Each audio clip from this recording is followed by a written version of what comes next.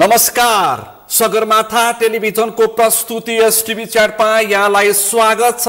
म सुनिल दाहाल। जेएनजी विद्रोह पछाडि मुलुकको मूल राजनीति तरङ्गित छ। पुराना राजनीतिक दलमा उथलपुथल देखिएको छ। नेकपा एमाले र त्योसँगै नेपाली कांग्रेस र राष्ट्रिय स्वतन्त्र पार्टीमा समेत अन्तर पार्टी द्वन्द्व देखिएको छ भने वाम ध्रुवीकरणको पनि प्रयास भइरहेको छ। पुष्पकमल दाहाल प्रचण्ड नेतृत्व र माधव कुमार नेपाल नेतृत्वको पार्टी बीचमा एकता भएर अन्य साना दल पनि समावेश भइसके पछाडि एक किसिमको वाम ध्रुवीकरणको पनि संकेत देखिएको छ। निर्वाचनको विषय अझै पनि संशय देखिएको छ। तोकिएको मितिमा निर्वाचन हुन्छ कि हुँदैन भन्ने विषय पनि यतिखेर आशंकाको विषय बनेको छ भने सुशीला कार्की नेतृत्वको सरकारको दायित्व र जुन खालको विद्रोह भयो त्यो विद्रोहको भावना अनुसार कार्की सरकार चल्न सक्यो कि सकेन भन्ने विषय पनि उठान भएको छ भने मुलुकको भू राजनीतिको पनि चर्चा छ र बाह्य शक्तिको दबाव र प्रभावमा मुलुकको मूल राजनीति चलिरहेको छ। त्यसकारण अहिलेको आन्तरिक राजनीतिको खासै महत्त्व छैन पनि भनिरहेका छन् भने केपी शर्मा ओलीको अभिव्यक्तिले यतिखेर मुलुकको मूल राजनीतिमा अझै पनि तरङ्ग ल्याइरहेको छ र केपीको अभिव्यक्तिले राजनीतिक माहौल बिग्रिएको छ भनेर पनि टीका टिप्पणी र विश्लेषण आलोचना भइरहेको छ। आज हामी विशेष गरी अहिलेका पछिल्ला राजनीतिक घटनाक्रममा केन्द्रित रहेर छलफल गर्दैछौँ। आजको यो छलफलमा मसँग सहभागी हुनुहुन्छ नेपाली कम्युनिस्ट पार्टीका नेता हरिबोल गजुरेल। यहाँलाई स्वागत छ। धन्यवाद। आराम हुन्छ? अब जुन खालको जेएनजी विद्रोह भयो गएको महिनामा 23 र 24 गते, त्यस पछाडि मुलुकको मूल राजनीति तरङ्गित भएको छ। पुराना राजनीतिक दलमा उथलपुथल भएको छ र माओवादी केन्द्र एक किसिमले भन्दाखेरि विघटित भएको छ र केही साना दल र माधव नेपालको पार्टी मिलेर नेपाली कम्युनिस्ट पार्टी बनेको छ। म छलफल यहाँबाट प्रारम्भ गर्छु। तपाईहरुको 10 वर्षको युद्धले जुन खालको मूल्य, मान्यता, नाम, पार्टी, झण्डा, सिद्धान्त स्थापित गरेको थियो त्यो चाहिँ तपाईले सक्नु भएन। म छलफल यहाँबाट प्रारम्भ गर्छु। त्यसपछि खास कम्युनिस्टहरूको बिचमा एकता आवश्यक हो कि होइन भन्ने कुरो मुख्य कुरो हो। मुख्य नामको कुरोको अर्थ रहन्न।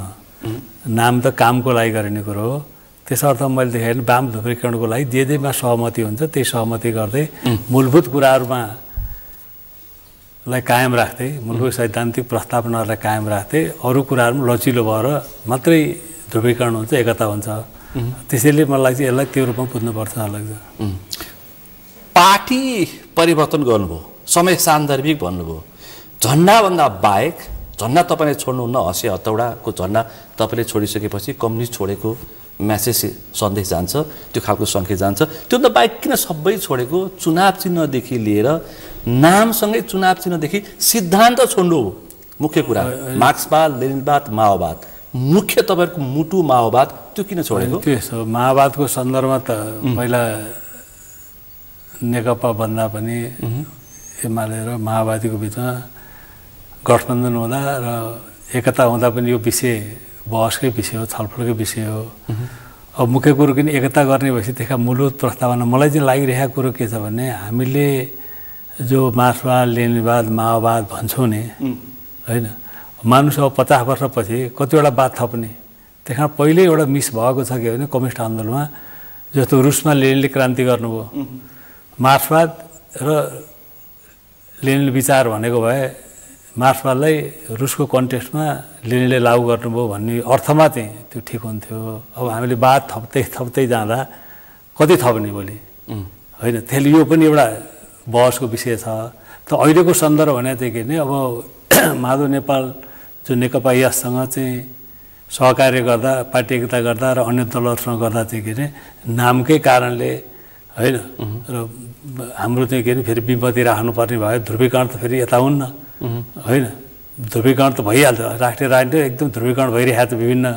धाराहरूको बिचमा ध्रुवीकरण भइरहेको छ भने यो बेलामा चाहिँ के भने लचिलो भएर ध्रुवीकरणलाई टेवा दिने, अगाडि बढाउने कुरो नै मुख्य कुरो, आवश्यकता यतिखेरको शक्ति सञ्चयको हिसाबले पनि र जुन देशमा खतराहरू पैदा भइरहेका छन्, विभिन्न खालका जो आशंकाहरू पैदा भयो त्यसलाई फेरि फेस गर्नको लागि पनि शक्ति जरुरी हुन्छ, एकता जरुरी हुन्छ। त्यसले सम्पूर्ण वामपन्थी क्रान्तिकारीहरू जुन चाहिँ समाजवादी उद्देश्यमा आधारित जो दलहरू छन् तिनीहरू सहकार्य गर्दै अगाडि जाने र विचारधाराको विषयमा बहस त छलफल त माओवादीका योगदानहरूको बारेमा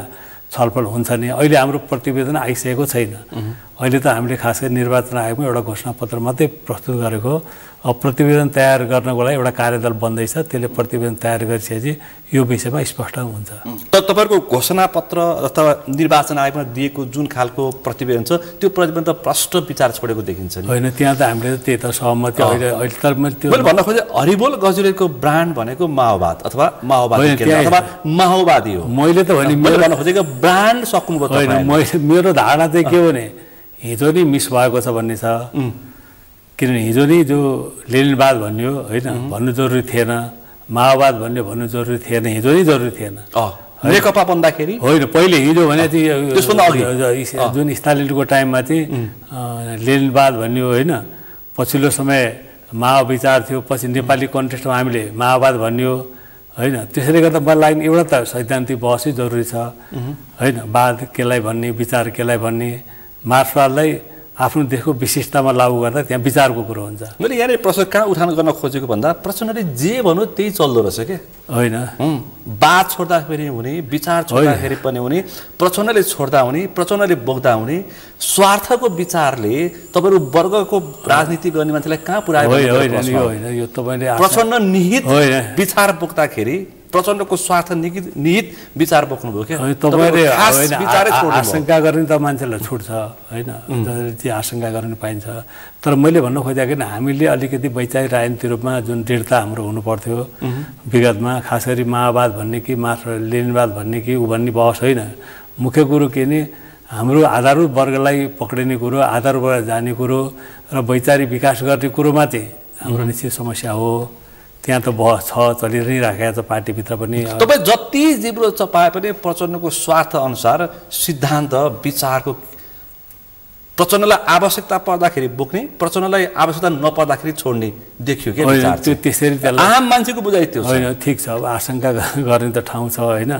तर मैले भनेको यो विषय चाहिँ किन पहिले बहस भएर टुङ्गिएको विषय हो। तपाईँ नेकपामा पनि प्रचण्डको स्वार्थ अनुसार तपाईँले माओवाद छोड्नुभयो। अहिले माधव नेपालको लागि पार्टी अहिले यो स्वार्थको लागि पनि छोड्नुभयो, त्यो बेला फेरि बिचमा बोक्नुभयो। त्यो एकता कस्तो थियो, के थियो, कति सही थियो, कति थिएन भन्ने पनि बहस चलिरहेको छ होइन। विभिन्न चरणमा भएका एकताहरू बहस चलिरहेको छ। किन्तु एकता पछि जसरी पार्टी फेरि विभाजित भयो, संसद विघटन भयो, त्यसले एउटा नयाँ परिदृश्य बनायो। देशमा निराशा त्यसपछि पैदा भएको, खास गरी नेकपा विभाजित भएपछि संसद दुईचोटि विघटन भएर नयाँ परिवेश भएपछि जनतामा निराशा त्यसपछि पैदा भएको। तपाईँले देखिहाल्नुभयो बालेनहरू, रवि लामिछाने त्यही पृष्ठभूमिमा आएका हुन्। त्यसैले त्यसको त हामी समीक्षा गर्दैछौँ। त्यो एकता वाम गठन गर्नु ठिक थियो, किनभने त्यतिखेर चाहिँ के अरे वाम गठन गरेर एउटा ध्रुवीकरणकोतिर गइरहेको थियो। त्यसले एउटा स्थिर सरकारको नि सम्भावना ढोका खोलेको थियो। तर एकता जुन रूपमा गरियो त्यो कति परिपक्व भयो भएन होइन भन्ने कुरो चाहिँ एउटा बहस त हाम्रो भित्र पनि बहस चलिरहेको छ, बाहिर पनि बहस चलिरहेको छ। तर अहिलेको सन्दर्भमा आउँदा मलाई लाग्छ के भने कम्युनिस्टहरूको ध्रुवीकरण, समाजवादी धाराको ध्रुवीकरण आवश्यक छ कि छैन भन्ने कुरो मुख्य कुरो। तपाईँलाई थाहा छ हिजो 46 साल पछि होइन हामीले नेकपा चौमा त वाम मोर्चामा थियो होइन, फेरि एउटा सहकार्यकारी दलमा माओ विचारधारा मान्नेहरू एक ठाउँमा आउनुपर्छ भनेर नयाँ ध्रुवीकरण गरियो। त्यसले एउटा ध्रुवीकरण गराएर त्यसले जनयुद्धमा प्रवेश गरायो। एमाले चाहिँ के मनमोहन ओराले लिएर एउटा ध्रुवीकरण गर्यो, त्यसले कम्युनिस्टहरूको पहिलो सरकार बनाउने स्तरसम्म त्यो पुग्यो। त्यसले मलाई लाग्छ कि यसलाई हामीले चाहिँ बालको खाल खिच्ने भन्दा पनि आधारभूत मार्क्सवादका आधारभूत कुरालाई नछोड्ने कुरो नै मुख्य कुरो हो होइन। नाम भन्ने त हिजो पनि त थिएन नि, पहिलेदेखि त नाम त थिएन। माओवाद भन्ने त पहिले थिएन। नेपालको तर्क गर्न सकिन्छ, 10 वर्षको युद्धको तर्क त मैले गरेँ नि त। मेरो चाहिँ आफ्नो मैले अहिले छलफल चलाइरहेँ, मैले राखिरहेको कुरो पनि भनेको नि यो वाद जो मार्क्सवाद पछि वादै जो हामी थप्दै जान्छौँ, अब 200 वर्ष 300 वर्षपछि के हुन्छ त भन्ने कुरो प्रश्न पनि छ होइन, कति आवश्यक थियो थिएन। त्यसैले मेरो भनाइ किन यसलाई त्यो सन्दर्भमा हामी छलफल गर्नुपर्छ। अहिलेको सन्दर्भ त एकताको सन्दर्भमा आउँदा मूलभूत मार्क्सवादका मूलभूत मान्यताहरूमा टेकेर समाजवादी क्रान्तिको लागि नेपाली विशेषता सहितको समाजवाद होइन भनेपछि भोलि माधव मानौँ त्यो खालको दुर्घटना नहोस्, भोलि माधव नेपालसँग पनि फेरि विभाजनको अवस्था आयो भने फेरि तपाईँहरू मार्क्सवाद, लेनिनवाद, माओवाद भन्नुहुन्छ होइन? त्यो त हामी फर्किँदैन अब। त्यता फर्केन त्यो मैले अहिले भनिसकेँ नयाँ ठाउँतिर हामी बस्ला मैले अघि एउटा विषय राखिसकेँ फेरि नदोर्यौँ मैले भन्न खोजेको पार्टी भोलि फेरि माधव नेपाल विभाजन भयो भने फेरि तपाईहरु माओवादी त्यो त मैले भनेको मार्क्सवाद मात्रै भन्दा पर्याप्त हुन्थ्यो होइन भन्ने त मैले अघि नै राखेको नि त्यतातिर बह जान्छ अब फेरि फर्केर यतै आएर फेरि माओवाद राख्ने हुँदै स्थिति बन्दैन खैर राजनीतिमा उथल पुथल भइरहेछ त्यस्तो अवस्था आयो भने तपाईँ र मेरो वार्ता फेरि हुन्छ होइन त्यो अवस्था नयाँ परिवेशमा कस्तो आउँछ के आउँछ होइन अहिले हामी त्यही अब भर्खर एकता भएको छ फेरि विभाजन भयो भन्ने त्यो हामीले सोच्नु पनि हामी अगाडि बढ्छौँ फेरि पछाडि फर्केर सोध्दैन अब भनेपछि अब केपीओले नेतृत्व गरेको नेकपा एमाले र पुष्पकमल दाहाल र माधव नेपालले नेतृत्व गरेको नेपाली कम्युनिस्ट पार्टी बीच के फरक छ विचार र सिद्धान्तमा होइन फरक नभए त के हुन्थ्यो त फरक त छ नि त अहिले केपी पार्टीको नाम होइन पार्टीको नाम प्रचण्ड र केपी अनुहार भयो फरक भयो नि त केपीजी चाहिँ हेलिकप्टरबाट भाग्नु पर्ने भयो फरक रहन्छ प्रचण्ड आफै दौडेर मैले फरक रहेछ नि त अब अहिले एमाले त्यो ठाउँमा पुग्यो अब माधव नेपालजीले उहाँसँग चाहिँ विभाजन भएको औचित्य पुष्टि भइसक्यो किनभने ओलीजीका गतिविधि क्रियाकलापले देशलाई कहाँ पुर्यायो भन्ने कुरो त पुष्टि भइसक्यो नि पहिले संसद विघटनका गतिविधिहरू पनि प्रष्ट देखियो अहिले पछिल्ला गरी देखिए चाहिँ माधव नेपाल ओलीको प्रवृत्तिको कुरा गरे होइन मैले विचारको अथवा लिने सिद्धान्त दुई कम्युनिस्ट बीचको भिन्नता बोकेर होइन हामीले त भन्छौँ महाधिवेशनको दौरानमा बहस हुँदै जाने कुरो यो अहिले जो हामी जे सहमति गरेका छौँ ती विषयहरू त महाधिवेशनमा बहस हुन्छ नि त छलफल हुन्छ नि त महाधिवेशन छलफल गरेर हिजो पनि नेकपा बन्दा पनि महाधिवेशनमा पुग्न पाएको अर्को चित्र आउँथ्यो त्यो महाधिवेशनमा पुग्नै पाएन अहिले त महाधिवेशनमा जाँदा हामी बहस गरेर वैचारिक राजनीतिक रूपमा कसरी हामीले संशोधन गर्ने नेपाली कम्युनिस्ट आन्दोलन अझ ठोस रूपमा चाहिँ कसरी परिभाषित गर्ने इतिहासलाई होइन भोलि तपाईँ चुनाव भयो भने चुनाव हुन्छ कि हुँदैन त्यसमै आशंका छ भोलि चुनाव भयो भने त्यो फागुन 21 को निर्वाचनमा तपाईँ तारा चुनाव चिन्ह लिएर सिन्धुली माडी आउँदाखेरि र सँगै सूर्य चिन्ह लिएर आउने बीचको दुईटा उम्मेदवारलाई जनताले सोच्छन् म जस्ता मान्छेले के फरक छ एमालेलाई होइन अहिले सूर्यलाई मत र तारालाई मत हाल्दा के फरक छ वामदेवलाई त्यो बेलामा वामदेवलाई पनि हालेको हो भनेर प्रश्न गर्यो भने तपाईँ जवाफ फरक त प्रश्न मैले अघि नै भने मैले व्यक्ति होइन फरक त्यो प्रवृत्ति पनि हो त्यो अब हामी त्यतिखेर विभाजन नहोस् भन्ने हामी चाहना राख्थ्यौँ होइन हामीले चाहेर मात्रै भएन त्यस कारण नेतृत्व एमालेमा सही खालको नेतृत्व आयो होइन अलिकति सन्तुलित खालको अनि राष्ट्र जनताप्रति होइन संवेदनशील भएको नेतृत्व भोलि आउँदा त्यो बेला बहस हुने कुरो भयो होइन अब ओलीजीको नेतृत्वमा अहिले त त्यो सम्भव हामी देख्दैनौँ त्यहाँ त्यसैले गर्दा मलाई चाहिँ ओलीजी र हामी चुनावमा जाँदा फरक त देखिहाल्छ नि गतिविधि क्रियाकलापले पनि फरक देखिएकै छ अहिले पनि देखिरहेकै छ होइन हामी कसरी चलिरहेको छौँ उहाँहरू कसरी चलिरहनु भएको छ फरक त छ तर मैले भन्न खोजेको होइन भोलिका दिनहरूको सन्दर्भमा आउँदा कसरी अगाडि बढ्छ त्यो भोलिको कुरो हो अहिलेको सन्दर्भमा आउँदा मलाई चाहिँ डिफ्रेन्स त वैचारिक राजनीतिक ढङ्गले मात्रै होइन कि कार्यशैली र आचरणगत हिसाबले पनि हामीले सबै चिजलाई हेर्नुपर्छ समग्र हेर्नुपर्छ त्यो हिसाबले एकातिर त हामी आफै वैचारिक राजनीतिक ढङ्गले नै हामी अलिक विचारकै प्रश्न विचारको त होइन त्यही त यसलाई विचारको विकास गर्नुपर्छ भन्ने कुरा हाम्रो बहस चलिरहेको छ खालि यो ध्रुवीकरणको लागि ध्रुवीकरण समाजवादको क्रान्ति सम्पन्नको लागि वैचारिक राजनीति विकास पनि गर्न आवश्यक छ त्यो दिशातिर हामी छलफल गर्छौँ अब पछाडि फर्केर हामी छलफल गर्दैनौँ अब अगाडिको बाटो तय गर्दै हामी एमालेसँग भोलि सहकार्य हुँदा गठबन्धन हुँदा एकता हुँदा हामी अगाडिको हिसाबले अब बहस गर्ने छलफल गर्नेको पछाडि फर्केर नाउँमा के भयो चुनाव चिन्हमा के भयो अर्कोमा के भयो भन्ने हामी चाहिँ बहस गर्दैनौँ भोलि त्यसको अन्तर्वस्तुमा हामी भोलि मतदाताको मैदानमा तपाईँलाई पर्ने तपाईँलाई सोधिने पेचिलो प्रश्न यही हुन्छ ठिकै हो तपाईँले भन्नुभएको नि अनि अहिले त ठिकै छ अहिले त विभिन्न प्रश्नहरू उठिरहेकै छ नि होइन एमालेको सन्दर्भ उठिरहेको छ माओवादीको सन्दर्भ उठिरहेको छ काङ्ग्रेसको सन्दर्भ उठिरहेको छ जनताको लेभलबाट विभिन्न प्रश्नहरू आशंकाहरू पनि पैदा भइरहेका छन् होइन त त्यो त हामीले आगामी दिनमा हामीले कति जनतालाई स्पष्ट गर्न सक्छौँ हाम्रो वैचारिक स्पष्टता हामीले कति व्यक्त गर्न सक्छौँ हामीले जनताको विचारअनुसारको आचरण गर्न सक्छौँ ती त बाँकी नै छन् होइन त्यो त हामीले हेर्दै जाने कुरो होइन हामी कति सक्छौँ त्यसमा भर पर्ने त अहिले मैले भन्न खोजेको नि अहिलेको ध्रुवीकरणको सन्दर्भमा माओवादी र माधव नेपाल लगायतका दलहरूसँग जो सहकार्य भएको छ त्यो अहिलेको राष्ट्रको अहिलेको क्राइसिस समाधान गर्ने उद्देश्य पनि हो र वामपन्थीहरूलाई फेरि नयाँ सिराबाट एकीकरण गर्ने उद्देश्य पनि हो। यो दुईटै अन्तर्निहित छन् यसलाई। म त्यो वाहन ध्रुवीकरणको विषय नै आउँछु। थुप्रै यो ध्रुवीकरणमा जानुपर्ने थुप्रै अरू पार्टीहरू पनि छन्। त्यसभन्दा अगाडि सामाजिक सञ्जालमा तपाईँले प्रचण्ड र ओलीको फरक छुट्याउने प्रयास गर्नुभयो। केपी ओलीलाई अहङ्कारीको खरानी भने, प्रचण्डलाई छेपारो भने के देख्नु भएको छ नि चित्रहरू। प्रचण्ड छेपारो, केपी ओली अहङ्कारीको खरानी। होइन मतलब अब आक्षेप त केपी ओलीजीको त पुष्टि नै भइसक्यो। प्रचण्ड होइन पुष्टि घटनाक्रमले पुष्टि गरिसक्यो नि त। अहिले पछिल्लो घटनाक्रमले नै पुष्टि गरिसक्यो। जे घटनाक्रम भयो, जे बिहोर्नुभयो उहाँले, होइन त्यो पुष्टि छ। प्रचण्डको विषयमा मान्छेले शङ्का गर्ने चाहिँ के भने ठाउँ छ। शङ्का गर्ने ठाउँ मान्छेले किन प्रचण्ड चाहिँ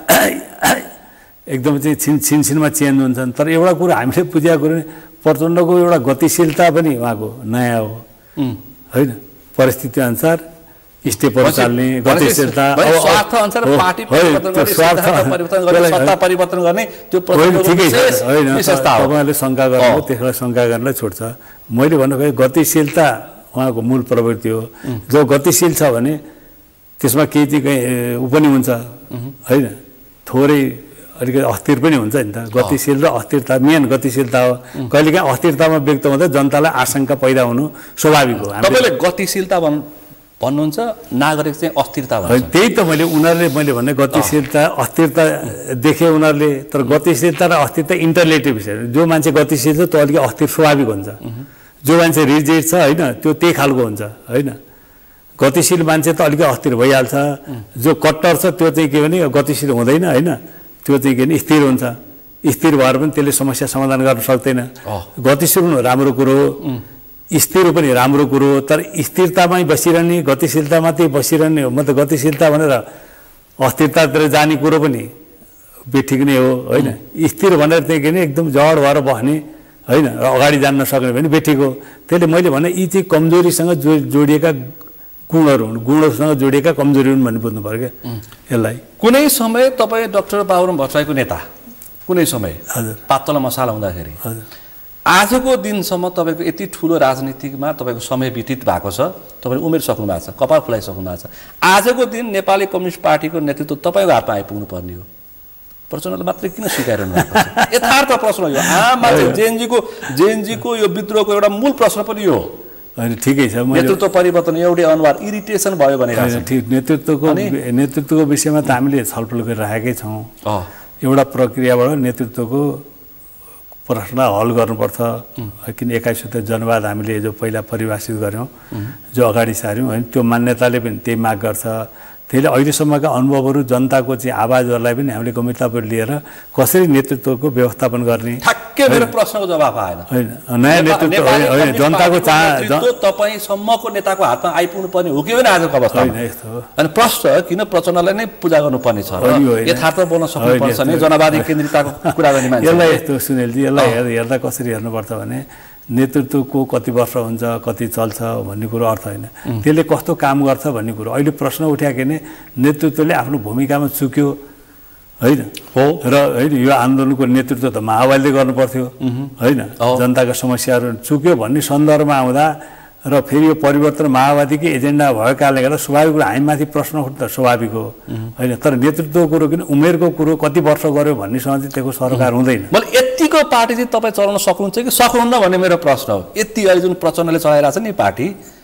यतिको पार्टीको नेतृत्व गर्न सक्ने तपाईँको हिम्मत र हैसियत छ कि छैन? मैले अहिले सक्नुहुन्छ होइन? तपाईँ कुनै समय पार्टीको हाम्रो अस्तिको केन्द्रीय समितिको बैठकमा, होइन म सिधा जवाफ सिधै भन्नु, यो ट्याक्कै सडकको माग हो। मैले सिधै भन्नु खोजेँ, अस्ति हाम्रो पदाधिकारी बैठकमा नि थाई समितिमा छलफल भयो, होइन केन्द्रीय समितिमा छलफल नेतृत्व परिदृश्यमा। तर अहिले मेरो आफ्नो विचार हुन्छ, अहिले तुरुन्तै यस्तो एउटा राष्ट्रिय क्राइसिस भइरहेको बेलामा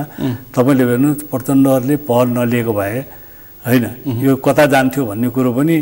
भन्न नसकिने अवस्था थियो। त्यताबाट बचाएर उहाँले आन्तरिक रूपमा पहल गरेर राष्ट्रिय अन्तर्राष्ट्रिय देशभित्रको पहल गरेर कमसेकम संविधानको पुरै डिरेल हुन पाएन। यद्यपि त्यसमा प्रश्नहरू उठेका छन्।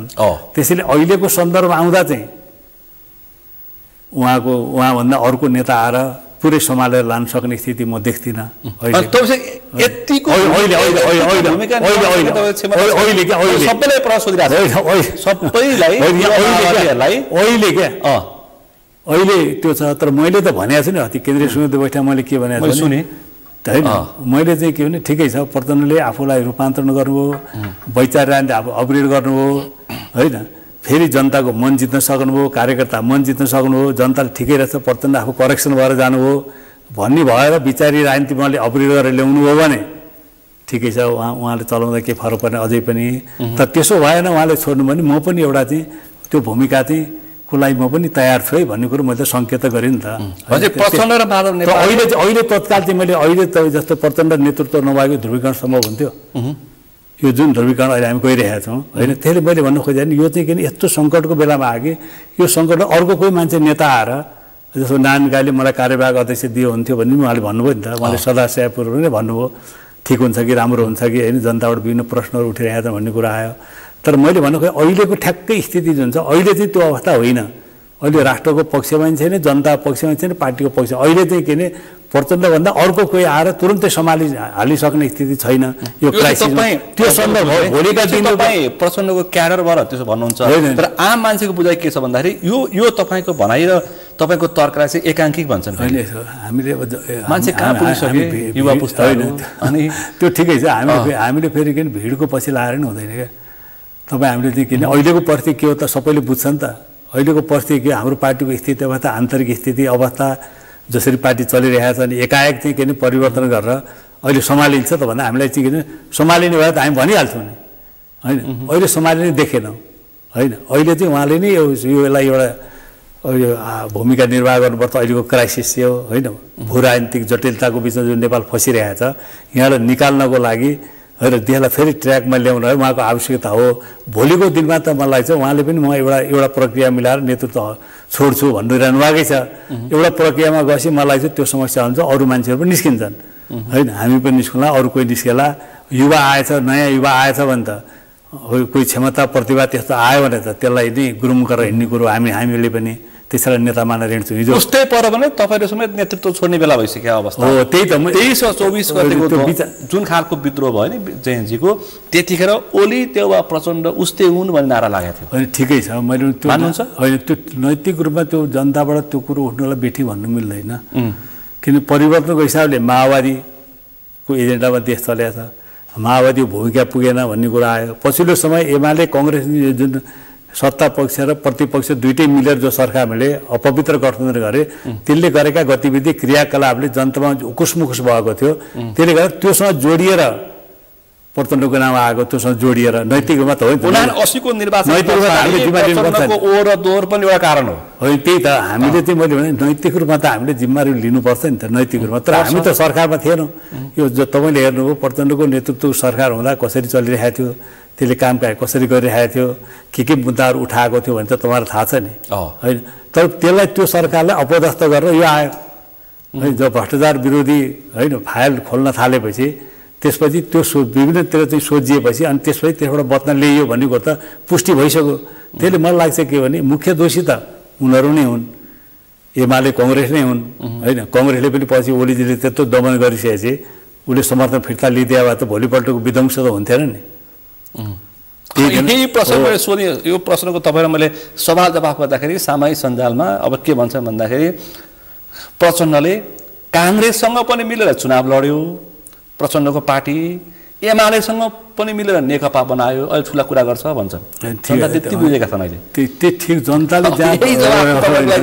जनताले जो प्रश्न उठाइरहेको छ त्यो त हामीले त्यो बेला जो एकता गर्यो त्यो हामीलाई चाहिँ के भने वैचारिक हिसाबले त्यो ठिक भएन, सिद्धान्त हिसाबले ठिक भएन, व्यवहारिक हिसाबले ठिक भएन। मलाई चाहिँ हामी एक्लै गएको भए त्योभन्दा बढी सिट आउँथ्यो।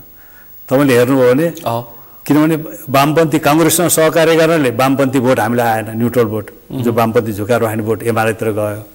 होइन। अब कङ्ग्रेसकै भोट पनि हौसिया तौरमा हामी कहाँ थाहा पाल्छौँ त भन्ने भएपछि कङ्ग्रेसको भोट पनि हामीलाई आएन। त्यसले मैले त्यो त हामीले अब समीक्षा गर्दैछौँ, त्यो कि सिट पनि हाम्रो 32 सिट आयो सहकार्य गर्दा पनि। त्यो निर्वाचनको तर यो निर्वाचनको गठन त पार्टीले जित्यो, पात्रले जित्यो, नैतिक रूपमा हामी आफै पनि जोडिया हामीले हामीले पनि गर्नुहुन्न भनेर अडान लिन सकेको भए अहिले मैले तपाईँलाई मजाले भन्नु सक्थेँ हामीले पनि त्यो चुक्यो नि त हामी पनि म पनि एउटा नेतै थिएँ यो हुँदैन एउटा जिम्मेवार गल्ती गर्यो भने त लागेकै छ गहिरोसँग लागिरहेकै छ अहिले हाम्रो ब्लन्डर भएको चाहिँ कहाँ हो त भने हामीले कङ्ग्रेस माथि चाहिँ चुनाव पछिको गठबन्धन बनाउने सहकार्य गर्ने कुरो त ठिकै थियो सरकार बनाउँदा होइन त्यो बेला त स्वाभाविक हुन्थ्यो तर हामीले चुनावमै गएर कङ्ग्रेसको चुनावमा होइन हामीले चाहिँ के अरे जसरी एउटा कङ्ग्रेससँग सहकार्य गर्यो माओवादी र कङ्ग्रेसको सहकार्य भयो त्यो चाहिँ मलाई चाहिँ कतै पनि हामीले भोलि पनि पुष्टि गर्न सक्दैनौँ त्यो जस्टिफाई गर्न सक्दैनौँ त्यो व्यवहार देखाइसक्यो होइन देखाइसक्यो तर पनि त्यसलाई आम मान्छेलाई थाहा छैन होइन तर पनि मलाई गल्तीको कति मापन हो भनेर तर एउटा कुरा हामीले त्यसपछि पनि मैले भने सरकार बनिसकेपछि प्रचण्डको नेतृत्व कालको सरकार जुन छ अहिले पनि त्यहाँ निष्पक्ष ढङ्गले हेर्नु भने त्यसले के गर्न खोजेको थियो के गर्यो होइन तपाईँले हेर्नु किताब विद्यार्थीले पाउँदैन त्योभन्दा अगाडि कहिले पनि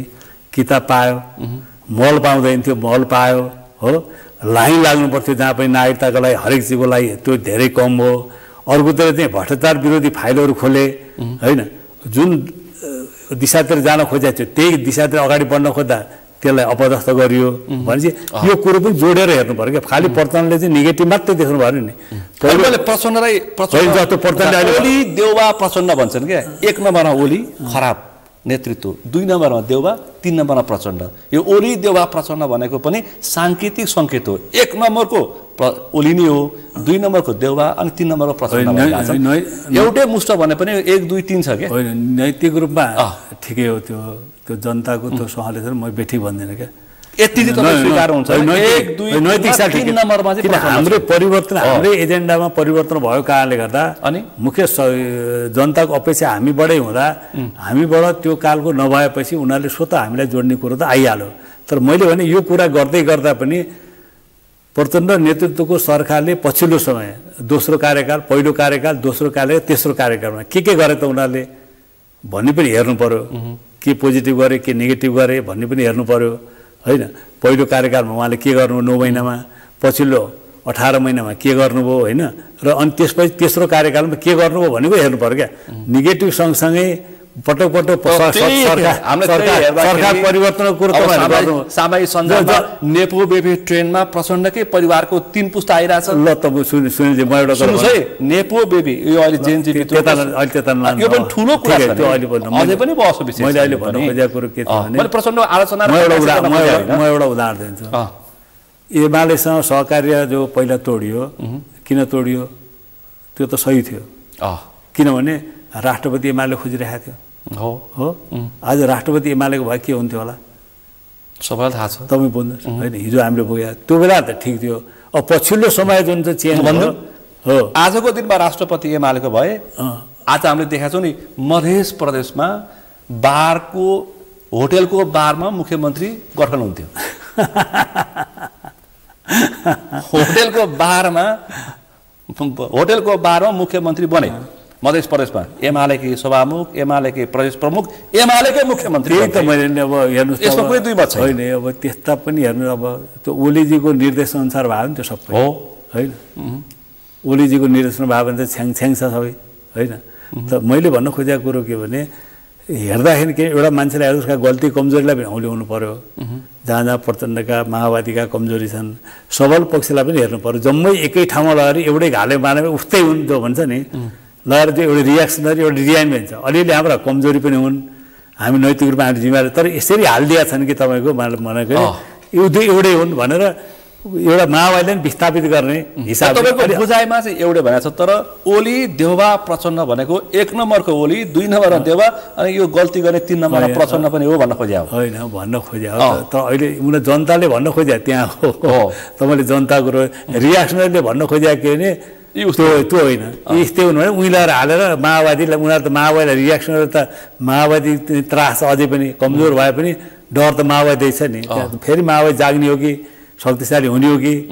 भन्ने हिसाबले उनीहरूले त गयो त्यो पनि ठग्यो एउटा त हाम्रो कमजोरीको कारणले पनि जनताले हामीप्रति आशंका गर्नु स्वाभाविक हो त्यसलाई म अन्यथा लिन्न तर फेरि अर्कोतिर के भने रियाक्सनले योजनाबद्ध ढङ्गले चाहिँ के भने अब हालै गर्ने हुन्छ नि अलिकति पनि फरक नगर्ने राम्रा कामहरूलाई केही पनि नदेखाउने होइन मैले तपाईँले बिचमा एउटा स्ट्याटस लेखेको थिएँ यो जेएनजी आन्दोलनको लगत्तैपछि युवाहरू तिमीहरूले एउटाको ठिक छ एउटा कुरो चाहिँ ख्याल गरे प्रचण्डको 9 महिने शासनकालमा भएका राम्रा कामहरूको विषयमा तिमीहरूले त्यसलाई नबोलाइ भनेको थिएँ कि मैले त्यो बेला त राम्रा काम भयो कि भने मैले 2-4 उदाहरण दिएँ नि त त्यसले मैले यो जबरजस्तै एउटै हुन् उस्तै हुन् सबै एउटै हुन् भन्ने कुरो चाहिँ रियाक्सनरी कुरोबाट आइरहेको छ जनताले चाहिँ के भने अलिकति फरक ढङ्गले आइरहेको छ तपाईँले भन्नु पहिलो एमाले अनि काङ्ग्रेस अनि माओवादी भन्ने आछ काङ्ग्रेस एमाले माओवादी भन्नुहुन्न ओली देवा प्रचण्ड भन्नुपर्छ तपाईँ जस्ता राम्रा मान्छे पनि हुनुहुन्छ होइन या त सबैलाई मुस्दाखेरि पात्रहरू होइन राम्रा पात्र पनि खराली भइरहेछ नि दुईटै कुरा आइरहेको छ काङ्ग्रेस एमाले काङ्ग्रेस माओवादी पनि आइरहेको छ अहिले पछिल्लो समय स्थापित भनेपछि ओली देवा प्रचण्ड आइरहेको छ अब त्यो त मैले चाहिँ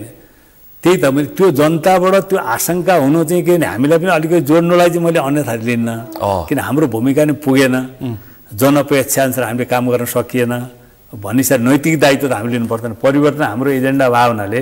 त्यस्तै एजेन्डा मैले चलिरहेको अब तपाईँलाई मेरो एउटा प्रस्ताव अब मान्छेले धेरै आलोचना गरे प्रचण्डको जीवनशैलीलाई तपाईँले एउटा प्रस्ताव राख्नु पर्यो कम्युनिस्ट नेता हो 10 वर्ष वर्गीय लडाइँ लडेको पात्रको नेतृत्व गरेको मान्छे पात्र हो सामान्य जीवनशैली देखाइदिनु पर्यो के अब यस्तो छ यो सामान्य त्यो घडी लाउँदा पनि 40-50 मैले यो एकदमै मैले बुझेँ त्यो घडी लाउँदाखेरि 40-50 लाखको नलाइदियो के फरक पर्छ त्यो गिफ्टै आएको भए पनि अनि आफन्त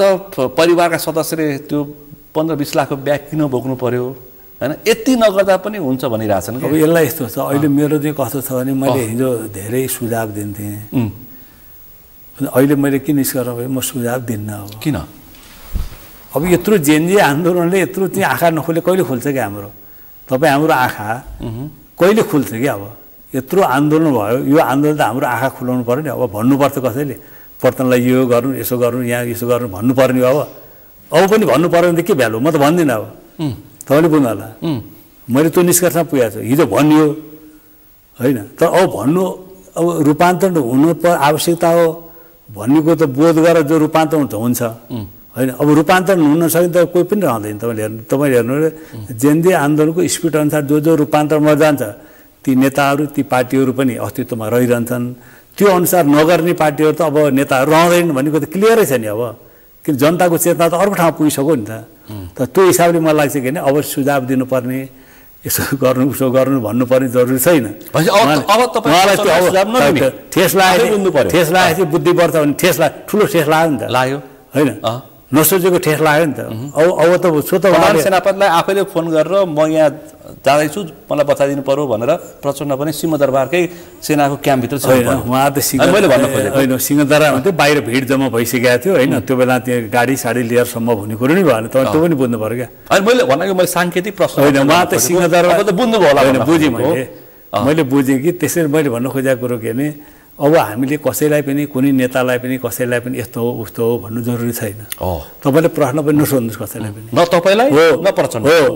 अब यत्रो घटनापछि ठेस पनि नलाएपछि ठेस लगाएपछि पनि बुद्धि नआएपछि अब कहिले आउँछ हाम्रो होइन त्यहाँ अहिले हो भने कि सच्चिने कि सिद्धिने भनेको छ हामीले तर केपी ओलीका पार्टीका मान्छेलाई चाहिँ सोध्नुपर्ने छ डरेर खरानीको थुप्रोमा पुग्दाखेरि पनि चेत खुल्या छैन त्यही त मैले प्रचण्ड पक्ष वकालत गरेँ कम्तीमा प्रचण्डले समेत साङ्केतिक माग्न आए म प्रचण्ड वकालत गर्न खोजे होइन मैले माधव नेपालजीको विभाजनको औचित्य पुष्टि भयो भन्ने कुरो माधव नेपालजी किन विभाजन अलग हुनुभयो त एमालेबाट भन्दा त्यो विभाजनको पुष्टि भयो र फेरि एउटा सहकार्यतिर जानु पोजिटिभ सुन्नुभयो नि केपी ओलीको उनको अधिवेशनमा बोल्न पाइँदैन अरे होइन म बोल्छु सकियो एक दिनमा सकिन्छ 2 दिन पनि लाग्दैन नेतृत्व चयन हुन्छ मै हुन्छु अरू सकियो सुन्नुभयो नि होइन त्यही त उहाँको त त्यो शैली त देखिरहेको तपाईँले बुझिरहेको नौलो कुरो होइन अब प्रचण्डको अधिवेशन चाहिँ के हुन्छ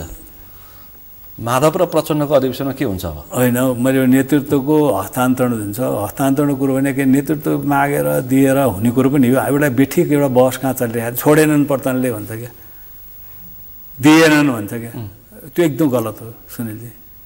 नेतृत्व दिएन भने गलत निकाल्नु पर्यो नि त्यो विचार राइन चाहियो नि त्यतिकै कुराहरू हुन्छ विचार राइन चाहियो सेट चाहियो प्रचण्डले राम्रो विचार अगाडि सार्नु पर्यो नीति कार्ययोजना अगाडि सार्नु पर्यो कार्यकर्ता मन जित्नु पर्यो होइन त्यसले मैले भने नेतृत्वको सन्दर्भ मागेर मलाई दिएर हुन्थ्यो भन्ने कुरो पनि एकदम बेठिक रहेछ। पहिला मैले पनि महासचिव मागेकै हो, बेठिक भन्ने मलाई गहिरोसँग परेको छ। अब त नेतृत्व सही छ, ठिक छ, त्यसलाई सपोर्ट गर्ने। गलत छ भने त्यो नेतृत्व अर्को नेतृत्व आउँछ होइन। नेतृत्व गलत छ भने अर्को आउँछ नि होइन। दिएर हुने कुरो चाहिँ नेतृत्व होइन भन्ने कुरो चाहिँ एउटा निष्कर्ष हो। त्यसले मैले भने उहाँहरूले अब एउटा प्रक्रिया मिलाएर एउटा वैधानिक व्यवस्था गरेर होइन, पार्टीको संरचना कसरी बनाउने होइन, पुराना नेताहरूको कसरी व्यवस्थापन गर्ने भन्ने एउटा विषयमा त्यहाँ हाम्रो छलफल होला। माधव कुमार नेपालले छोडेर दिएर नेपालले के भने भन्दाखेरि अब आउने अधिवेशनबाट प्रचण्डजी र म चाहिँ अब थक्या मार्छौँ भन्ने सङ्केत गरेका छन् हो? होइन, त्यो यस्तो हो। अब आउने अधिवेशनसम्म उहाँहरूका गतिविधि क्रियाकलाप के हुन्छन् भनेर हेर्नु पर्यो। अहिले घोषणा गर्ने कुरोहरू त्यो बेकार कुरो थियो। माधव नेपालले बोले होइन, त्यो त माधव नेपालले प्रेसर परेपछि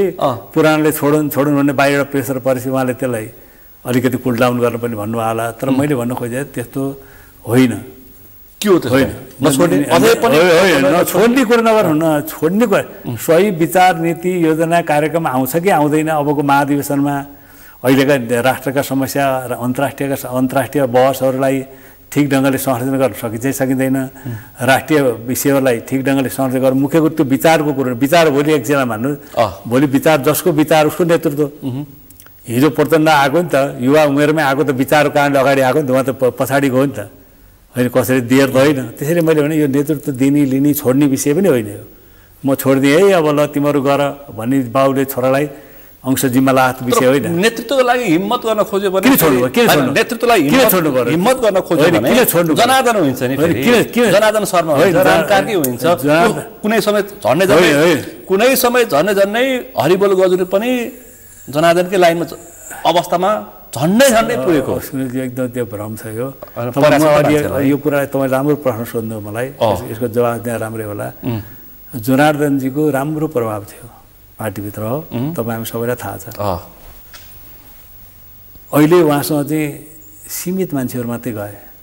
त्यो पनि तपाईँ देखिरहनु भएको छ। त्यस्तो किन भयो? यदि विचार हुन्थ्यो भने त विचारको लागि त मान्छे मर्न तयार हुन्छ नि। त्यहाँ जनार्दनजीको विचार थिएन, विचारको सेट थिएन क्या। असन्तुष्टि आक्रोश आवेग थियो तर विचार थिएन क्या। विचार भइदियो त ल 20-25 जना अन्त जानेवाला, अरू त ती जोडिन्थ्यो नि त होइन। त्यसैले मैले विचारको कुरो नै मेन कुरो हो। विचार सही भोलि प्रचण्डले भन्दा अर्को कसरी राम्रो विचार ल्यायो। हिजो जसरी प्रचण्डले राम्रो विचार ल्याएर उहाँ नेता हुनुभयो होइन। सीपी गजरेर अगाडि हुन्थ्यो, बाचोफे देवकोटा अगाडि हुन्थ्यो, खम्बर सिंह हुनुहुन्थ्यो, भक्तवार हुन्थ्यो, सिनियर नेता थिए 4-5 जना हुँदाहुँदै पनि उहाँ किन आउँथ्यो? वैचारिक कारणले कार्यकर्ताको समर्थन पाएर उहाँ आउनुभयो। त्यसले भोलिको दिनमा चाहिँ प्रचण्डले एकछिन मान्नुहोस्, प्रचण्डले राम्रो विचार ल्याउनु हो होइन। यो सबै समस्या गरेर गल्ती कमजोरीलाई करेक्सन गर्ने। प्रचण्ड जनताले भन्छ नछोड प्रचण्ड भन्छ, जनता कार्यकर्ताले बोल्यो। जनताले जुन जनताले अहिले प्रचण्ड छोड्यो हुन्थ्यो भन्छ नि,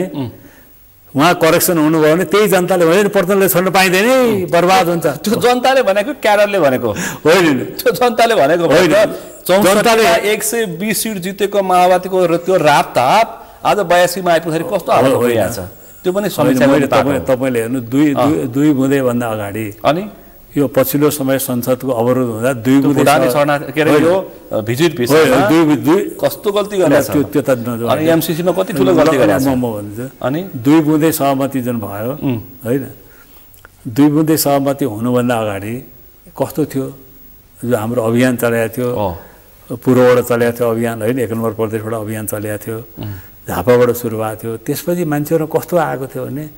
अब बरु माओवादी नै पर्छ नै ठिक रहेछ, किन भ्रष्टाचार विरोधी अभियान चलाए बाबा सरकारले छोड्नुभयो। जनता बिचमा उहाँ गइसकेपछि एउटा यस्तो बिस्तारै जनताको ल है अब हामी चाहिँ उहाँकै आशा छ अब उतै भने यस्तो आकर्षण थियो। आकर्षण भन्दा अलिअलि त्यही त अलिअलि सुरु स्टार्टिङ भएको थियो। मान्छेहरू त्यहाँ धेरै प्रवेश पनि गरे त्यो गरे। तर दुई बुँदै जो गरिसकेपछि के भयो फेरि यो सबै किन उहाँले 84 भन्दा अगाडि सरकार जान्न भन्नुभयो अनि होइन भनिसकेपछि अनि होला हामी जाने होइन जान्यो हामीले हिजोका कमी कमजोरी गऱ्यौँ गल्ती गऱ्यौँ त्यो हामी करेक्सन गर्छौँ होइन। हामीलाई चाहिँ साथ दिनुपर्ने जनताले साथ दिने एउटा प्रक्रिया चाहिँ सुरु गर्यो। दुई बुँदै गरिसकेपछि किन फेरि सरकारमा जानु खुट्टा उचाले भन्ने जनतालाई परेर फेरि त्यसपछि माओवादीको क्रेज स्वाट्टै डाउन हो नि त। हो त्यही डाउन भएको बेलामा यो चाहिँ के भने जे आन्दोलन अगाडि आयो डाउन त्यो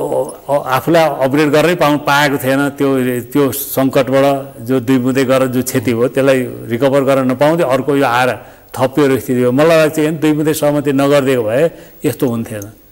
अलिक फरक स्थिति हुन्थ्यो। पर्सनल त काहानसम्म मात्र माफी माग्नु पर्थ्यो जनता अगाडि, गल्ती त गरे हो नि त होइन। त्यो त उहाँले गल्ती त कमजोरी भयो भने त रियलाइज गर्नु। अस्ति पूर्वको कार्यक्रम भने भन्नुभयो अलिकति हामी अलिक भ्रममा पर्यो। त्यो त सामूहिक जनताको बिचमा आम नागरिकको बिचमा गर्नुपर्ने विषय, त्यो त ठुलो राष्ट्र त्यो प्रचण्डको पार्टीको मात्रै थियो, नागरिकको इस्युको विषय थियो। त्यो एकातिर चाहिँ अब एकातिर राष्ट्रपाहरू राप्रपाहरू सदनमा नारा लगाइराख्ने, तपाईहरु हेरेर बस्नु। हामी चाहिँ के भने अब चाहिँ 2 बुँदै गरेर गर्ने भने त्यसले चाहिँ जनताले एकदम राम्रो मानेन। कति लाज र कति उकुस मुकुस भएको थियो माओवादीका साथीहरु, राम्रो मानेन। अब राम कार्की र जनार्दन शर्मा हिँडे, अरु पनि साथीहरु गएका छन्। के भन्नुहुन्छ? पार्टी छोडे होइन, प्रचण्ड छोडे, तपाईलाई छोडे? यो त यस्तो छ के हरेक तपाई ध्रुवीकरण भनेको यही त हो। तपाईले यसलाई नेगेटिभ लिनु हो। माधव नेपालीले पनि छोडे नि त हो। रामकुमारी झा नयाँ मान्छेहरु आए, घनश्याम भूषालहरु छोडे, नयाँ मान्छेहरु आए। मैले ध्रुवीकरण भनेकै त्यही हो क्या। एकता भनेको एउटा भयो। अहिले जस्तो माओवादी र एमालेको बिचमा चाहिँ हैन 74 को निर्वाचनमा चाहिँ ध्रुवीकरणलाई स्वीकारे। त्यो ध्रुवीकरणमा ध्रुवीकरण थिएन। यो ध्रुवीकरणमा जनार्दनहरु किन यो ध्रुवीकरण थियो। त्यो नेकपा थियो, त्यो नेकपा एमाले र नेकपा माओवादी केन्द्र जो एकता भयो, त्यो एक ध्रुवीकरण थियो नि। त्यो एकता थियो, एकता थियो। ध्रुवीकरण हो, यो ध्रुवीकरण सहितको एकता हो क्या। यो ध्रुवीकरणमा यी पात्र किन हटाएनन्? जनार्दन हटाउँदै रहन्छ त। किन? अब हिजो ध्रुवीकरण हुँदा 47 सालमा ध्रुवीकरण हुँदा मोहन विरुद्ध अलग गरेर विद्रोह गरेर हामी उहाँले एकता गरेर मान्नु भएन होइन। ध्रुवीकरण त जान मान्नु भएन, एकता गरेर मान्नु भएन। चुनावमा भाग लिनुपर्ने त्यसमा उहाँले नलिने भन्नुभयो। अनि 46 सालको आन्दोलनलाई उहाँले यो विदेशीले सञ्चालन गरे आन्दोलन भनेर त्यसलाई अलि उदासीन हुनुभयो। ती विषयवस्तु उठाएपछि हामी चाहिँ विद्रोह गरेर होइन मेरो नेतृत्वमा एकता केन्द्र बन्यो। त्यो बेला चाडा पार्टी मिलेर पातल मसाल थियो होइन, मोटो मसाल, विद्रोही मसाल अनि चौमा र सरबार श्रमिक सङ्गठन बन्यो हो नि त। त्यो ध्रुवीकरण थियो। एउटा ध्रुवीकरण मदन भण्डारीले गर्नु भएको थियो होइन, मार्क्सवादीहरूलाई मनमोहनहरूलाई लिएर एउटा ध्रुवीकरण निर्मला लामा सहितको उता भइरहेको थियो। त्यो ध्रुवीकरणको बेलादेखि नै कोही छुट्ने, कोही आउने, कोही थपिने भइरहन्थ्यो। यो नियमअनुसार भयो, नियमभन्दा बाहिर छैन। यो ध्रुवीकरण भएले जरुरी छ। जनार्दन नआउनु, राम कार्की नआउनु पनि स्वाभाविक हो। स्वाभाविक हो, यसलाई मैले अन्यथा मान्दिनँ। मैले एकदम स्वाभाविक मानेको छु। तर भोलि हुने निर्वाचनको क्षतिमा चाहिँ कति अस्वाभाविक परिणाम पर्न सक्छ भन्ने मेरो निर्वाचनमा कसले क्षति भने त हामी सही तरिकाले हामी चल्न सक्यौँ भने क्षति कम हुन्छ, उपलब्धि हुन्छ। अब हामी कस्तो कार्ययोजना बनाउँछौँ, एकतापछि हाम्रा गतिविधि क्रियाकलाप जनतासँग हामी कसरी जोडिन्छौँ, विगतका गल्ती कमजोरलाई कसरी समीक्षा गर्छौँ होइन, जनतामा हामी कसरी जान्छौँ भन्ने कुरो, विचार रानीलाई हामीले कसरी प्रस्तुत गर्छौँ, यी सबै कुरा भर पर्ने कुरा। जनार्दन प्रचण्डको व्यक्तिगत इस्यु हो कि लेनादेनाको इस्यु हो कि विचारको इस्यु हो? होइन त मैले अघि नै मैले अझै म प्रश्न भने क्या यहाँ लेनादेनाको महासचिव र आर्थिक लेनादेनाको कुरा गरिरहेछन् मान्छेले। यो व्यक्तिगत धेरै त्यता नजाउँ, अब अलग भइसक्यो हुनाले मैले एउटै कुरो मैले तपाईँलाई अलिकति भन्न खोजेको कुरो के हो भने यदि विचारको हुन्थ्यो भने, यदि विचारकै आधारमा विचारकै विषय जनार्दनले उठाएर उहाँको यत्रो समर्थन थियो भने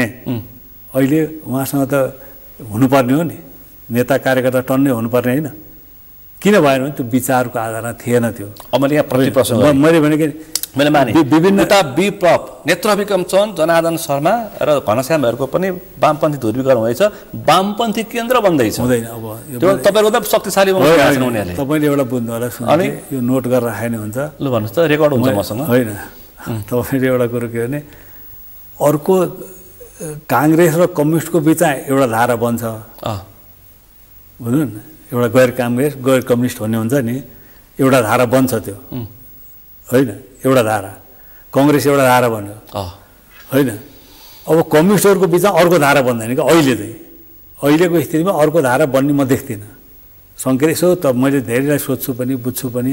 त्यस्तो धारा अर्को बन्दैन, आकर्षण बन्दैन। आकर्षण क्या भनेपछि अब आउने निर्वाचनमा सकिने कुन चाहिँ कम्युनिस्ट हो? ओलीले नेतृत्व गरेर कम्युनिस्ट हो कि प्रचण्डले नेतृत्व गरेर कम्युनिस्ट हो कि मानव भोलि विप्लव जनार्दनहरूले नेतृत्व गर्ने वामपन्थी केन्द्रको कम्युनिस्ट हुन्छ? अब अहिले चाहिँ के नि, पछिल्लो समय जो माओवादी ले जो पहल कदमी लियो सुरुदेखि नै बैठक आफ्नो राख्ने दुनियाँ गर्ने आफ्नो पहल कदमी लियो होइन त्यसपछि अलिकति पोजिटिभ चाहिँ जनता थोरै माओवादी अलि पहिलाभन्दा अलिक पोजिटिभ बनेको हामी देख्छौँ धेरै होइन अब यसलाई एकतालाई ठिक ढङ्गले सङ्गठनात्मक संरचना शक्ति विन्यास गरेर यसलाई आम जनतामा लान सक्यो अलि आकर्षक खालको नीति कार्यक्रमहरू दिन सक्यो व्यवहारमा आफूलाई रूपान्तर गर्न सक्यो भने यही कम्युनिस्ट आन्दोलनको यो धारा नै मेन हुन्छ होइन त्यसपछि दोस्रो एमाले नै हुन्छ तेस्रो अरू कोही आयो भने अरू साना दलहरू अरू चाहिँ हुन सक्ला पहिलो पार्टी चाहिँ तपाईहरु अहिले नेपाली कम्युनिस्ट अवस्थामा अहिलेको ट्रेनलाई कायम राख्न सक्यो भने अहिलेको जो ट्रेन जो दिशातिर गइरहेको छ यसलाई ठिक ढङ्गले ह्यान्डल गर्न तपाईले मनदेखि भने कि खपतको लागि भने हो यथार्थ कुरो कि मान्छेले अरूसँग बुझ्छु नि मैले अरूसँग यसो बुझ्दाखेरि मैले सङ्केत अहिले त्यो क्लियर चित्र त छैन अहिले किन हाम्रो पार्टीको आकारै लिइसकेको छैन होइन कार्ययोजना नै आएको छैन अहिले भन्नु त सङ्केत चाहिँ अलिकति सकारात्मक छ है होइन अहिले ध्रुवीकरण अब जस्तो भीम रावल आउँदै हुनुहुन्छ होइन अशोक राईहरू पनि फेरि एकता गर्ने प्रक्रियामा उहाँहरू पनि छलफल चलिरहेको छ भन्दा अलिकति ध्रुवीकरणको प्रक्रिया यतातिर तीव्रता भइरहेको हुनाले र अनि यसले करेक्सन पनि गर्यो होइन आफ्नो कार्यशैली आचरण तौर तरिका जस्तो तपाईँले अघि घडीको कुरा निकाल्नुभयो ब्यागको कुरा निकाल्नुभयो होइन जनताले त हेरिरहेको छ नि त हरेक वाच गरिरहेको छ भन्दा आफ्नो कार्यशैली आचरणलाई पनि करेक्सन गर्न सक्नुभयो भने र पार्टीलाई अझ युनिफाइड गर्ने र अरूलाई पनि ध्रुवीकृत गरेर साना वामपन्थीहरू शक्तिहरू चाहिँ ध्रुवीकरण गरेर जान सक्यो भने मलाई लाग्छ हुन्छ त्यो तर अहिले मैले प्रष्ट चित्र छैन तर यो सङ्केत चाहिँ त्यो देखिन्छ है मान्छेहरू निर्वाचन भयो भने फेरि तपाईहरु मेरो हिसाब किताबको छलफल सङ्केत मात्रै भने चाहिँ यो सङ्केत मात्रै धेरै भयो भने भने चाहिँ मैले अहिले अब एमालेको उसको मङ्सिर 27 मा हुँदैछ कसरी आउँछ एमाले होइन त्यो त प्रश्न केपीओले भनिदिसके होइन त्यही त त्यो कसरी आउँछ उनीहरूको अहिले विधान अधिवेशन सकिसकेको छ विधान अधिवेशनले सबै टुङ्गाइसकेको छ अब जे हुन्छ नेतृत्व चयनको लागि हुन्छ जो हुन्छ मैले जे हुन्छ त्यही हुन्छ भनिसक्यो केपीओले प्रश्न छ केपीओलको त उनको रोड ठिकै छ मैले भनेको नि अब उहाँको नेतृत्वमा हुँदा के हुन्छ कस्तो परिवेश हुन्छ तर मैले भनिरहेको छ अब यो अहिलेको नयाँ पुस्ताले यदि निर्वाचन लागि चाहिँ केपीओलीकै नेतृत्वमा एमाले गयो भने हामीलाई केपीओलीको पार्टी सक्नलाई सजिलो हुन्छ उनीहरूले भनिरहेछन् नि होइन त्यही त तपाईँले अनुमान पनि गर्नु त अहिले मैले राखेको कुरो बेठिक जस्तो लाग्दैन मलाई अलिक सङ्केत चाहिँ के भने यो पछि 1 नम्बरमा नेपाली कम्युनिस्ट पार्टी 2 नम्बरमा नेपाली कांग्रेस होइन नेपाली कांग्रेसको अलि हामी हिसाब नगर्नु अनि होइन म त वाम घटक एमाले अलि तलै पुग्छ वाम घटकको नेपाली कांग्रेसको कुरा अहिले हामी नगरौँ अनि अब नयाँ आउने तपाईहरुको राजनीति विचार पोख्ने मान्छे नयाँ पार्टीहरू कसरी आउँछन् अब यो बालेनको रविको लगायतको पार्टी बन्दैछ अनि कुलमान घिसिङको पार्टी दर्ता भयो अब यिनीहरुको चाहिँ के होला होइन उनीहरूले कस्तो किसिमको कार्ययोजना बनाउँछन् होइन संगठन संरचना कस्तो बनाउँछन् भन्ने कुरो त भोलिका दिनमा मात्रै भन्न सकिन्छ अहिले भन्न सकिँदैन त्यो एउटा धारा बन्छ बन्छ त्यो चाहिँ एउटा बन्छ स्वतः बन्छ होइन त्यसको आकलन तपाईँले गरिरहनु भएको छ होइन त्यो कुन रूपमा कसरी आउँछ भन्ने कुरो चाहिँ के त्यो पनि शङ्काको विभिन्न खालको घेराभित्र पर्न सक्छ नि भोलिका दिनहरू गठन भइसकेपछि प्रोग्राम अगाडि बढिसकेपछि होइन अहिले ठ्याक्कै भन्न सकिँदैन त्यो गठन जस्तो हिजो तपाईँ देख्नुभयो रासोपा हाम्रो जनार्दनजी बाबुरामजीहरू बस्नुभयो नि त्यसपछि हत्या फुसा भयो होइन त्यो घटनाक्रम पछि मात्रै भयो मान्छे त के न हुन्छ भन्ने थियो नि त टक्क रासोपा अब बाबुरामजी अब जनार्दनजीहरू सक्क मिलेपछि त टक्क हुन्छ भन्ने मान्छेले एउटा अड्कल गर्थे नि तर त्यो जुन दिन त्यो परिदृश्य देखियो त्यसपछि चाहिँ के अरे त्यो सकिहाल्यो त्यो त रासोपाको बैठकमै उथलपुथलै हो त्यही त अहिले पनि पार्टी बनाउँदा कस्ता पात्रहरू उहाँले समेट्नुहुन्छ भन्ने कुरो नेता कसलाई बनाउनुहुन्छ भन्ने कुरो भयो होइन यो त मिडियाको यो त के अरे सामाजिक सञ्जालको जमाना छ नि त एक छिना मान्छेहरू चाहिँ के अरे अब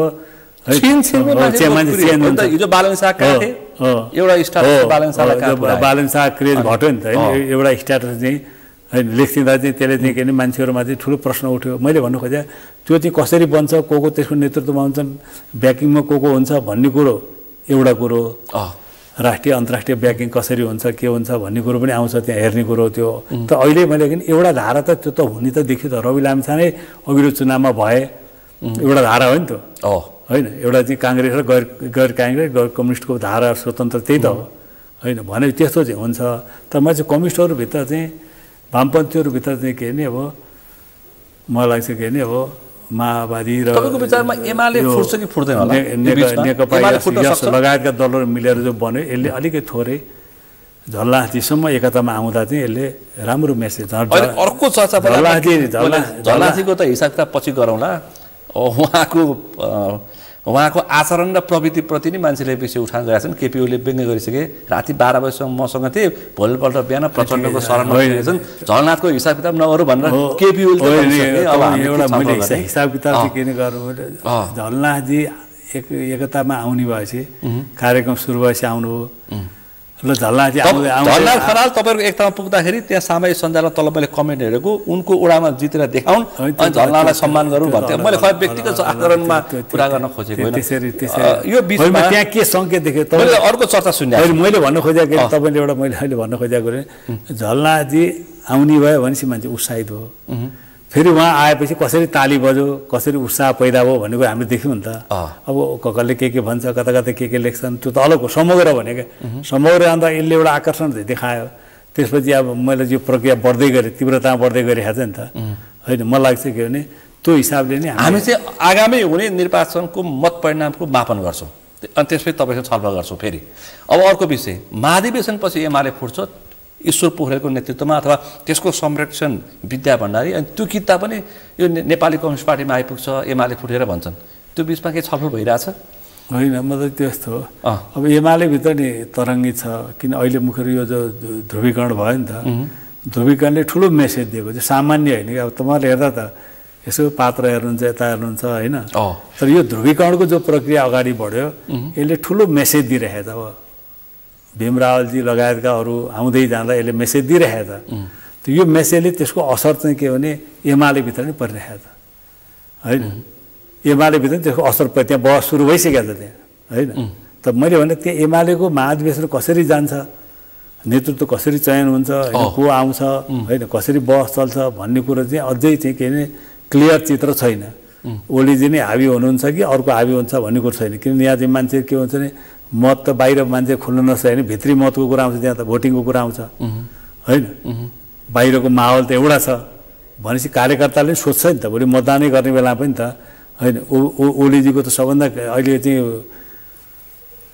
जनताको नजरमा होइन युवाहरूको नजरमा त ओलीजी नै एकदम तारो बनिरहनु भएको छ नि त होइन त्यो स्थितिमा भोलि त्यहाँका कार्यकर्ताले नै भोट दिने बेला कसरी व्यक्त गर्छन् भन्ने कुरो को उठ्छ उम्मेदवार कस्तो उठ्छ भन्ने कुरो पनि त्यो बेला मैले भन्न खोजेँ एमाले फुट्छ कि फुट्दैन अधिवेशन पछाडि तपाईँलाई के लाग्छ होइन ध्रुवीकरण हुन्छ एमाले कुन रूपमा अब फुट्छ विभाजन हुन्छ हुँदै ध्रुवीकरण त हुन्छ एमालेमा अब सही ढङ्गको लिडरसिप आयो भने एक ढङ्गले ध्रुवीकरण हुन्छ अनि होइन गलत ढङ्गको नेतृत्व आयो भने अर्को ढङ्गले ध्रुवीकरण हुन्छ बुझ्नु न एमाले भित्र सही खालको नेतृत्व आयो अलिक वैचारिक आउने ढङ्गले अलिक सन्तुलित नेतृत्व आयो भने होइन वाम ध्रुवीकरणको एउटा प्रक्रिया अर्को ढङ्गले अगाडि बढ्छ नेपाली कम्युनिस्ट पार्टी र एमाले बिच पनि एकता हुन सक्छ होइन एकता अहिले तुरुन्त ओलीको नेतृत्व परिवर्तन अहिले भइहाल्छ हामीले किन त बहसको विषय छ त्यहाँ छलफलको विषय छ होइन के हुन्छ भने तर मैले त्यसले एउटा पोजिटिभ चाहिँ दिन्छ ओलीजी भन्दा अर्को राम्रो नेतृत्व आयो भने अहिलेको यो देशको जो क्राइसिस छ होइन त्यसलाई अलिक अनुभूत गरेको होइन अब जनता देश समस्यामा छ है यसलाई हामीले निकास दिनुपर्छ भन्ने खालको नेतृत्व आयो भने त्यो बेलामा एउटा सहकार्यको सम्भावना बढ्छ फागुन 21मा सुशीला कार्कीले निर्वाचन गर्ने सक्ने हिम्मत र हैसियत राख्नुहुन्छ होइन त्यो त अब उहाँले त निर्वाचन गर्छु भन्नुभएको छ होइन तर अब यो निर्वाचन भान्ने खेलहरू पनि सुरु भइसकेका छन् काङ्ग्रेसले संसद विरुद्ध अनि हस्ताक्षर अभियान सुरु गर्यो एमाले मुद्दा हाल्छु भनिरहेको होइन अब त्यसले अब शेरबहादुरले आफ्नै ओज पनि घटाइरहनु भएको छ होइन अब उहाँ गएर मजाले आराम गरेर बसिरहेको छोडेपछि त धेरै टेन्सन नलिनु पऱ्यो नि कति उहाँले छोडेपछि त राम्रो मेसेज गएको थियो नि जबरजस्त बाटो लागेका उहाँले वास्तव पहिले उहाँले छोड्नु पर्थ्यो के भने आफू अशक्त भएपछि बिरामी भएपछि त्यही बेला कार्यवाही दिनुपर्यो नियम त त्यो हो नि यस्तो क्राइसिसको बेला लिडरसिप खाली राख्नु हुन्न थियो है अब भनेर दिनु पर्थ्यो ढिलो भयो भने उहाँले दिनुभयो पोजिटिभ गएको थियो अब अहिले सिङ्गापुरबाट चलाइरहनु भएको छ यत्रो फोन वार्ता उनीसँग निरन्तर भइरहेछ पूर्णबारे खड्काजी मैले सिलिन्डर लाएन भन्नुपर्ने उहाँले सफाइ दिँदै हिँड्नुपर्ने पूर्णबार दिँदै सफाइ दिँदै हिँड्नुपर्ने भन्दा राम्रो कुरो हो त होइन होइन भनेपछि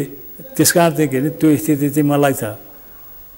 को बिचमा चाहिँ अब चुनावको कुरो जुन छ मलाई चाहिँ कङ्ग्रेसभित्र तपाईँ त कम्प्लिट निर्वाचनको पक्ष भएन अहिले होइन हामी त पुरै हो म त नेपाली कम्युनिस्ट पार्टी कम्प्लिट निर्वाचनको पक्षमा होइन संसद विघटन भयो मैले संसद विघटन सधैँ हाम्रो पार्टीको धारणा मैले अलिक फरक मत राखेको थिएँ नि त तपाईँलाई थाहा छ आइरहेको थियो संसद विघटन चाहिँ राष्ट्रपतिको बाध्यात्मक कदम थियो यद्यपि यसमा केही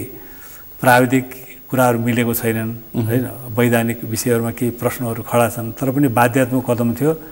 होइन भनेर हामीले भनेको कुरो त्यसैले मैले भन्न खोजेको कुरो नै हामी चाहिँ चुनावमा जाने चुनावको तयारी गर्नेतिर लागिसक्यौँ अब एमाले चुनावमा जान डराइरहेको छ होइन अब कङ्ग्रेस पनि के हो भने कङ्ग्रेस पनि आफ्नो भित्रको महाधिवेशनको सन्दर्भमा आउँदा अब ऊ पनि दुविधामा फँसिया छ अहिले कङ्ग्रेस अब त्यहाँबाट उनीहरूले कसरी निस्किन्छन् त्यसपछि भन्न सकिन्छ जस्तो लाग्छ निर्वाचन भएन भने त्यसपछि के होला यो मुलुकमा संविधान जोगिन्छ कि जोगिन व्यवस्था रहन्छ रहँदैन होइन निर्वाचन त हुनैपर्छ ढिलो चाँडो त निर्वाचन भइ नै हाल्छ अब 21 गते 23 गते हुन्छ कि हुँदैन फागुन 21 गते निर्वाचन हुन्छ कि त्यही त फागुन 21 गते निर्वाचन हुन्छ कि हुँदैन भन्ने एउटा प्रश्न पनि खडा छ हुन्छ गर्नुपर्छ भन्ने एउटा आवाज जवाब आइरहेको छ फेरि अर्को सकिँदैन क्या भन्ने आइरहेको छ तर जेएनजेले त्यसभन्दा अगाडि 46 साल यताका सबैको सम्पत्ति छानबिन गरेपछि मात्रै निर्वाचन भनिरहेछन् त्यही त निर्वाचन तपाईँलाई त्यो पक्षमा होइन 46 साल यता सेवा सुविधा र लाभको पदमा बसेकाहरूको सुरक्षा लिएका मान्छेहरूको त्यो त हामीले नै हामीले पनि त उठाइरहेका छौँ भनिरहेका छौँ होइन हामीले नि त बोलिरहेका छौँ होइन आयोगहरू पनि भने होइन आयोगहरू त पहिल्यै बनिसकेका थिए होइन छानबिन पनि गरेका थिए होइन त्यो त कानुन नभएन हो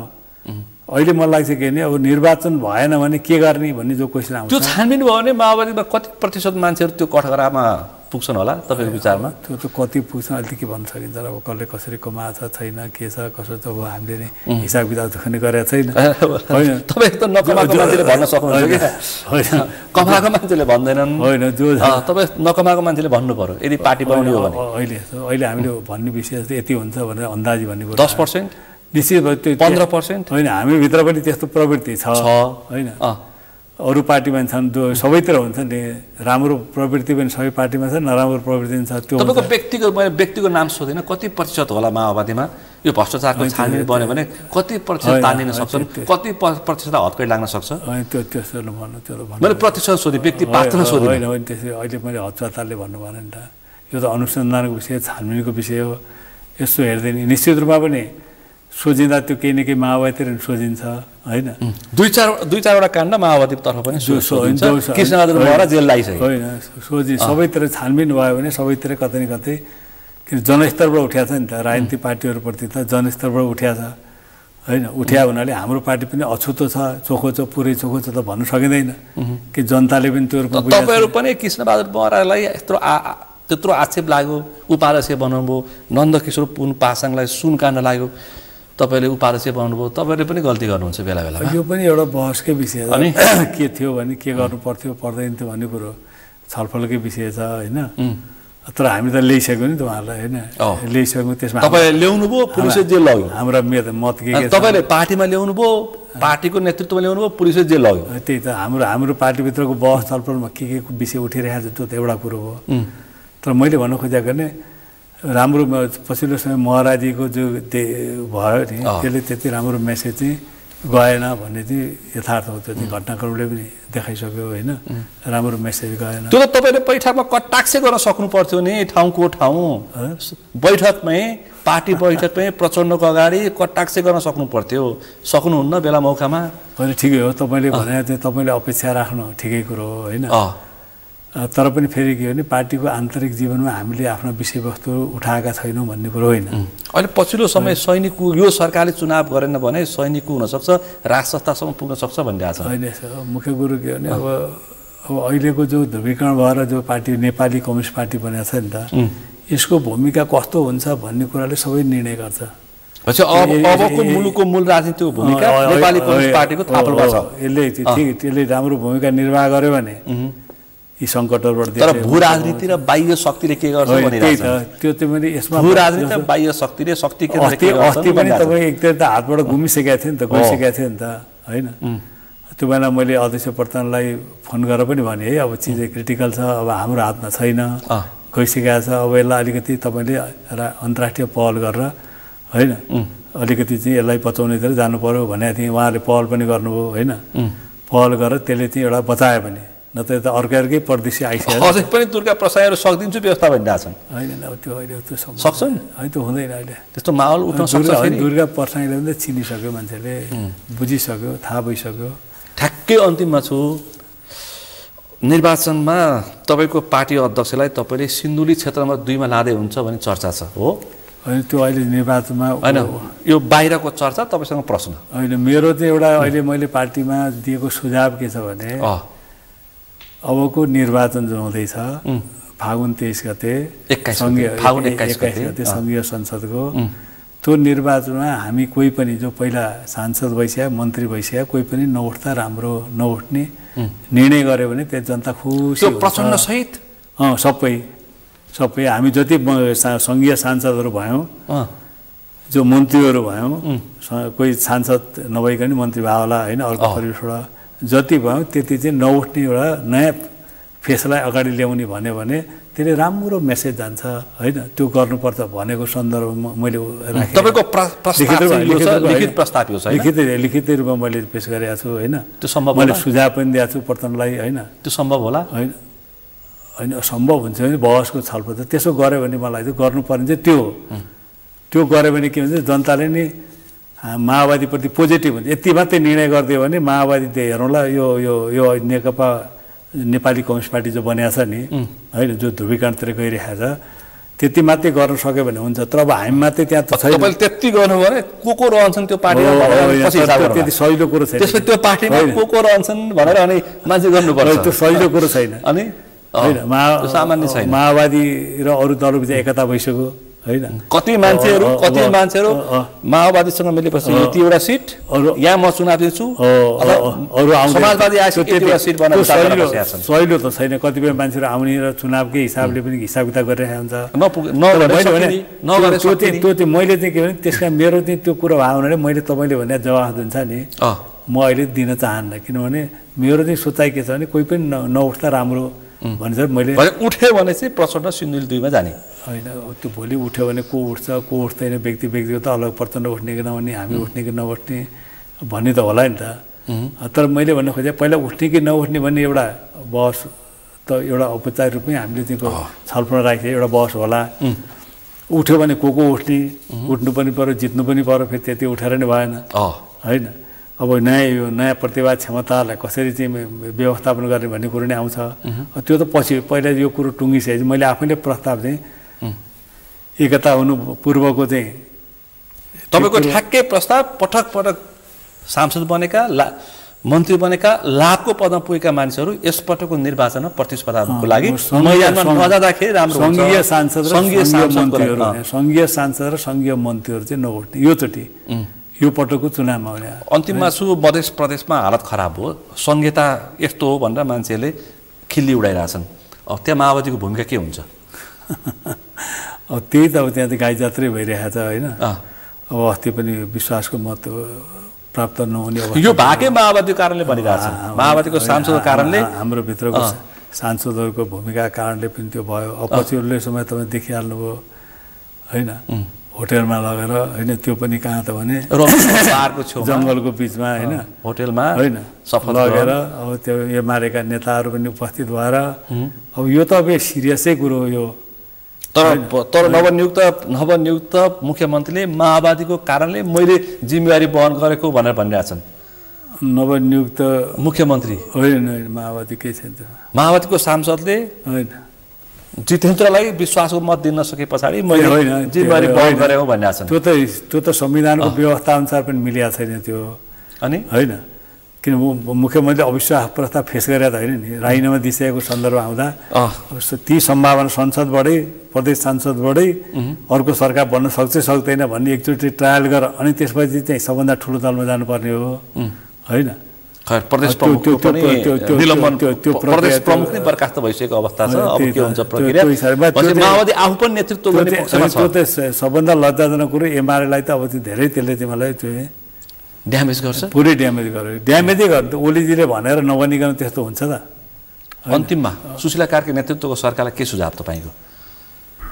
होइन उहाँ अब एउटा कर्मठ महिला हो इमान्दार पनि हो नैतिकवान पनि हो होइन जुझारु व्यक्तित्व पनि हो